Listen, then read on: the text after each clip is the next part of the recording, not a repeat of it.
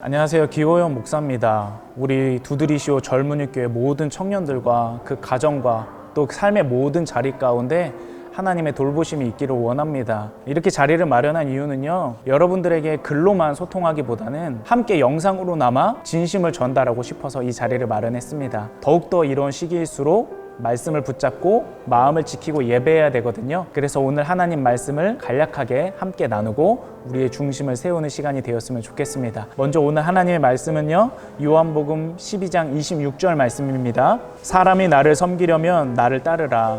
나 있는 곳에 나를 섬기는 자도 거기 있으리니 사람이 나를 섬기면 내 아버지께서 그를 귀히 여기시리라. 아멘. 마음껏 모여서 예배할 수 있을 때는 소중함을 몰랐는데 이제 상황이 이렇게 되니까 정말 예배의 소중함을 비로소 깊이 깨닫게 되는 것 같습니다. 그런데요, 여러분, 상황은 변할지라도 변하지 않는 본질은 있어요. 그것이 무엇이냐 하면 온라인 예배를 드린다 할지라도 예배라는 본질은 변하지 않아요. 그리고 예배를 드리는 우리도 예배자라는 본질도 변하지 않습니다. 우리는 상황을 보지 말고 본질을 봐야 됩니다. 예배자로서 진정한 예배를 드릴 수 있는 우리 모두가 되어야 합니다. 그러기 위해서 오늘 함께 말씀을 나누려고 하는데요, 오늘 말씀의 제목은 예수를 따르는 에이스, 예수를 따르는 에이스라는 제목으로 함께 은혜를 나누도록 하겠습니다. 에이스라는 거는 운동 경기에서 최고의 선수를 말하는 거잖아요. 그런데 단순히 실력만 뛰어난다고 최고의 선수가 될 수는 없습니다. 왜냐하면 위기의 상황이 왔을 때 흔들리면 에이스로서의 역할을 못하는 거예요. 다른 선수들이 어려운 상황에 흔들릴 때 같이 흔들린다면 에이스가 아니죠. 에이스는요, 어떤 상황 가운데서도 중심을 지키고 내 몫을 해내는 것.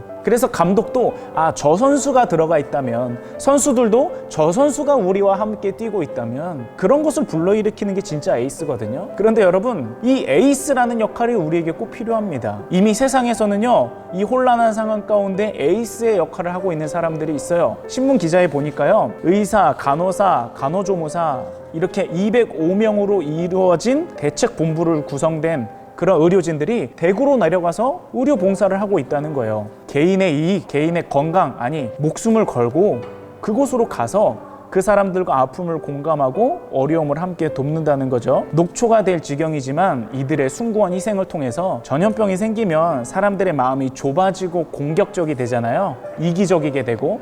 그런데 이 사람들의 눈물 나는 헌신을 통해서 사람들의 마음이 하나로 모아지는 거예요. 여러분, 그것이 바로 에이스의 역할입니다. 우리 그리스도인이 바로 그러한 영적인 에이스의 역할을 감당해야 됩니다. 예수님은 우리에게 너희는 세상의 빛이다 소금이다 그러셨거든요. 빛이 되라, 소금이 되라, 그것이 아니에요. 이미 빛이고 이미 소금이야. 세상을 비춰라, 세상의 맛을 내게 해라. 그게 예수님께서 우리에게 요구하시는 에이스의 역할입니다. 예수님은 우리가 그런 역할을 하기를 기대하고 계세요. 오늘 본문 말씀을 다시 한번 읽어드릴게요. 사람이 나를 섬기려면 나를 따르라. 나 있는 곳에 나를 섬기는 자도 거기 있으리니 사람이 나를 섬기면 아버지께서 그를 귀히 여기시리라. 아멘. 예수님은 우리를 부르세요. 나를 따르라. 나랑 같이 가자. 그래서 그것을 회복시키자. 하나님의 의를 세우자. 그 초청에 여러분 에이스로서 같이 따라갈 수 있기를 소원합니다. 성경에서는 그 모델을 정확히 제시하고 있어요. 아브라함을 떠올려 볼까요? 소돔을 위해 기도했어요. 그 사람들이 예뻐서, 그 사람들이 불쌍해서 기도한 게 아니에요. 하나님의 심정을 알기 때문이에요. 하나님은 그냥 멸망시킬 수도 있었지만 아브라함에게 넌지시 알려주세요.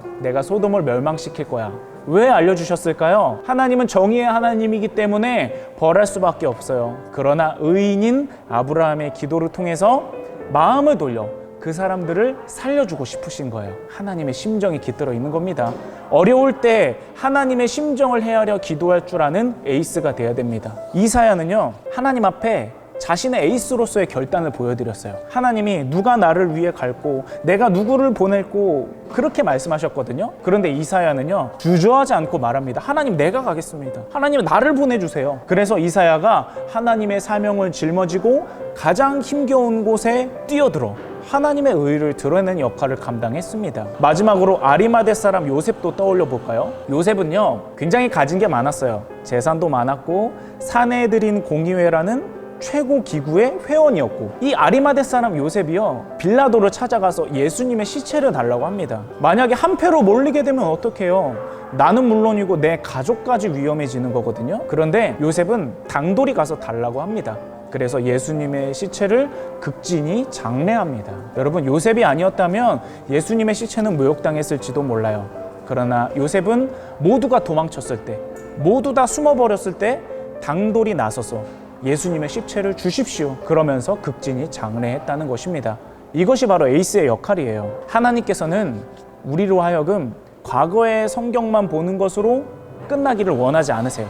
성경의 역사는 이어지고 있습니다. 우리가 바로 새로운 하나님의 역사를 써내려가는 주인공 에이스가 돼야 됩니다. 위기의 때에 진짜 내 실력이 나타납니다. 위기의 때에 진짜 내 미천, 진짜 내 알맹이가 나타나는 법이거든요. 여러분, 이 위기의 때 진짜 여러분의 어떤 모습을 보이겠습니까? 진짜 믿음의 모습을 함께 보이기 원합니다. 그래서 내게 허락된 각자의 자리에서 예수님을 신실하게 따르는 예배자로서 승리한 다음에 우리 다 같이 모이는 날 예수님을 향한 분투의 흔적들, 예수님을 위한 분투의 상처의 모습들, 그런 것들을 마치 훈장처럼 자랑하면서 함께 하나님의 은혜를 나눌 수 있는 그날이 다가왔으면 좋겠습니다. 우리 다시 한번 이 사태에 넘어서 하나님께서 모든 것을 주관하신다는 것을 신뢰하면서 우리 모든 청년들이 마음을 굳게 먹고 하나님 나라와 의를 위해 기도할 줄 알고 우리 청년들과 가정과 생업과 삶의 모든 자리 가운데